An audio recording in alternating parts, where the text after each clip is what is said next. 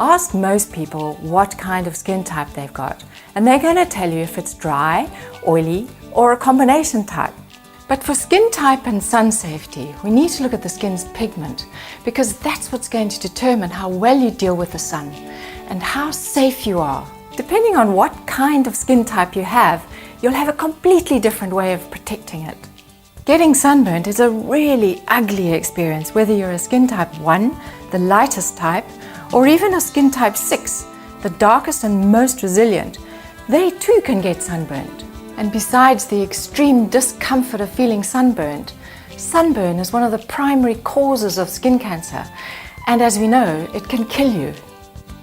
And then there's vitamin D and sun protection. Vitamin D, known as a sunshine vitamin, is a key immune booster and disease fighter. And the sun's UVB rays, experienced when we're outdoors in the direct sunshine, is the most optimal source of vitamin D. So we need to embrace the sun.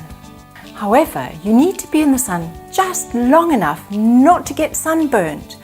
Thereafter, get out of the sun and get some sunscreen or sun protective clothing.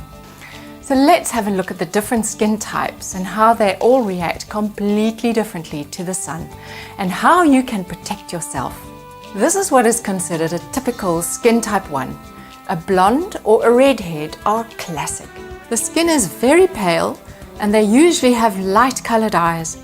What's key is that they burn very easily, and try as hard as they like, they'll never tan. And here's a 2. Still blonde, but perhaps a bit darker, but could also actually be red or light brown. Although these guys actually may tan a little, they still burn really easily.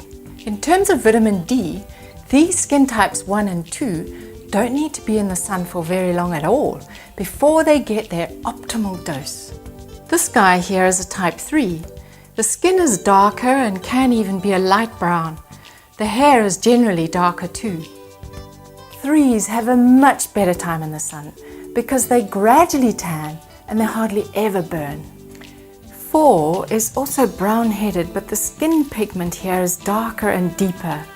They darken easily, taking quite a while to actually burn. So for 3s and 4s, they can be in the sun a whole lot longer, up to 30 to 40 minutes, and they've got their optimal dose. Skin type 5 here has a dark brown skin with dark brown hair and brown eyes. They darken easily and they rarely burn. But don't think just because you're dark-skinned that you can't get burnt. A 6 is what everybody calls a black skin, with brown eyes and black hair. They hardly ever burn and they turn very dark. Vitamin D for skin types 5 and 6 can actually be a big health issue.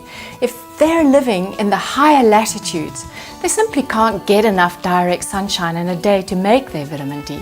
So the best thing here is to supplement. So these are the broadly accepted skin types or pigment categories. And you may not find that you fit exactly into any one of them. But the important thing is that they will guide you as to how best to take care of yourself in the sun. And as a person who has lost precious family members to melanoma, I can't stress how important it is not to get sunburned. In the end, it's all about balance. How much sun you can be exposed to get the right amount of vitamin D without getting sunburnt. Now what about sunscreens themselves? Is your sunscreen making you sick?